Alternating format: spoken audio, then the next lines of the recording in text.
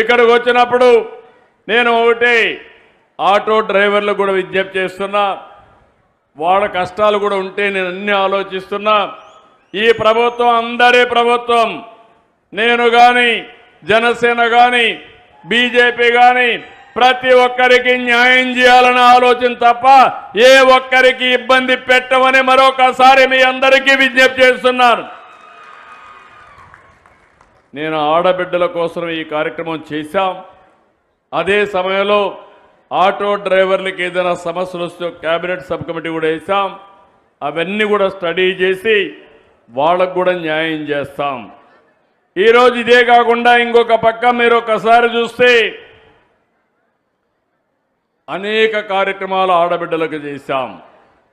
డాక్రా రుణమాఫీ చేశాం. పసుపు కుంకుమ కార్యక్రమం తీసుకొచ్చాం. ఆడబిడ్డ